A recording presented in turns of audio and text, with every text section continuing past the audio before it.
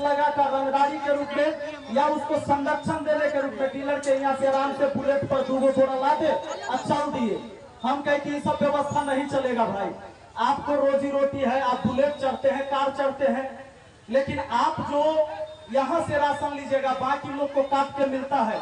8 आदमी है तो 8 चौके 32 किलो मिलता था, अब मिलता है 8 पचे 40 किलो, यानी एक परिवार से 7 किलो 8 किलो 6 किलो 9 किलो की कटौती होती थी और 1500-1600 परिवार एक पंचायत के अंदर है।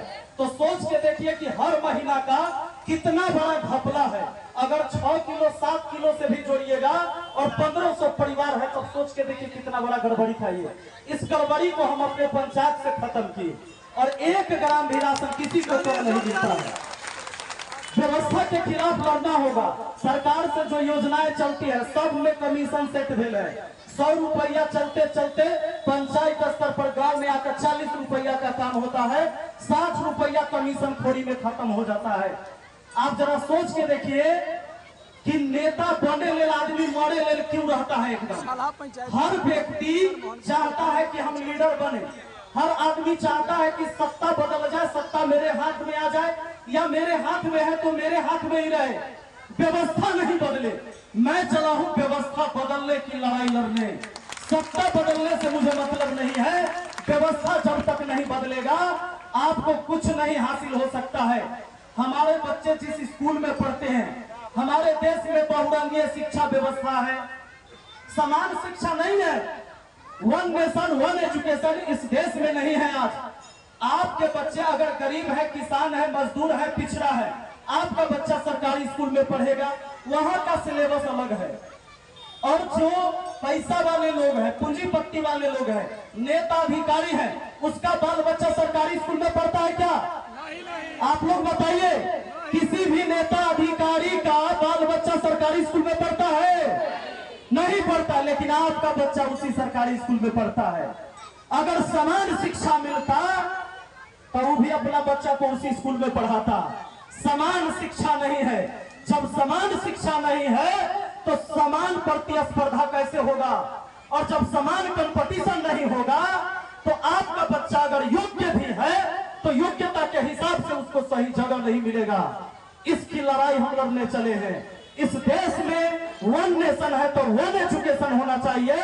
अमीर गरीब पिछड़ा अगड़ा सबके बाल बच्चा को समान शिक्षा मिले, समान कंपटीशन हो। नहीं तो आपका शौक है कि हम तो किसान रहे, हम तो मजदूर रहे, लेकिन हमारा बाल बच्चा डॉक्टर बने, इंजीनियर बने, यूपीएससी निकाले, बीपीएससी निकाले, बीडीओ बने।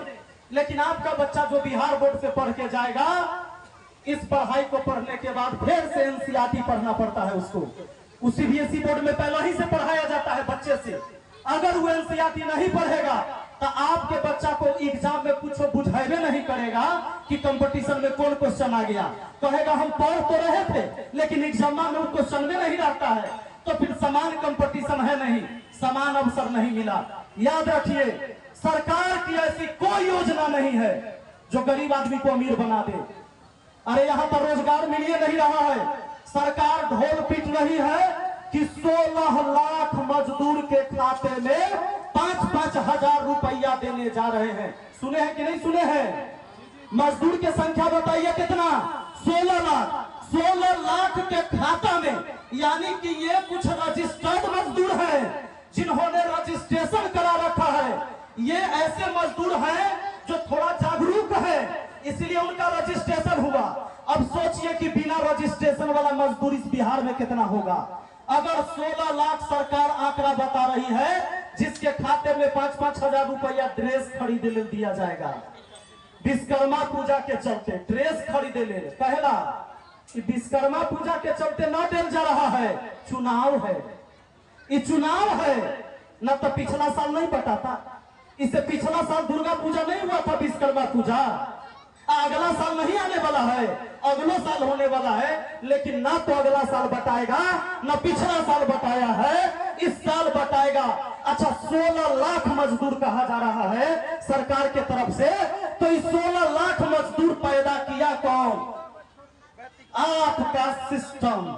16 लाख मजदूर, और मजदूर ऐसा जो बिहार के अंदर भी मजदूरी करने को उसको मौका नहीं मिल रहा है। यह मजदूरी करे लेल कहा जाएगा? दिल्ली, गुजरात, महाराष्ट्र, हरियाणा, पंजाब। कहा गया कि इस बार बस भेजेंगे। कहला जी जब उधर से जो ट्रेन में भर भर के आते हैं, बाथरूम में भर कर 10-10 को मजदूर दिवाली में, छठ में, दुर्गा पूजा में जो उधर से आते हैं, सरकार को इस बार दर्द नहीं दिखा जा रहा है। सरकार कह रही कि हमको बहुत पीड़ा हो रहा है, इसलिए हम इस बार बस भेजेंगे कि बस में उधर से भर के आइएगा सब लोग। ठीक है, आ तो जाएंगे। इस बार का दिवाली छठ तो हम देख लेंगे, आ जाएंगे, लेकिन एक बाद फिर क्या होगा? फिर वापस वैसे ही जाइएगा जैसे बाथरूम के डब्बा में भर भर कर 10-10 लोग जाते हैं। यह व्यवस्था के लिए लड़ना होगा।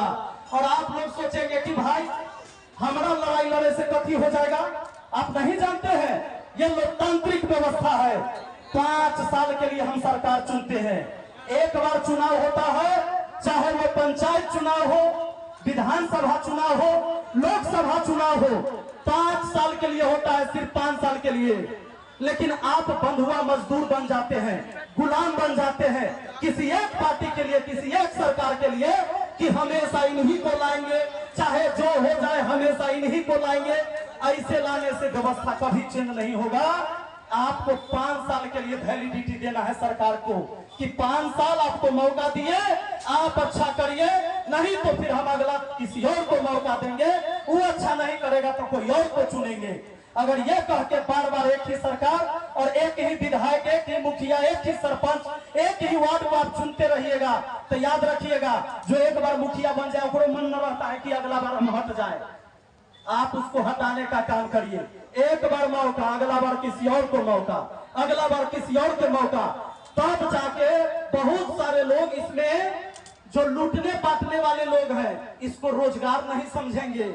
इसको जो राजनीति को लोग अवसर समझते हैं वो इसलिए समझते हैं कि एमे हमरो फ्यूचर बढ़िया रहेगा,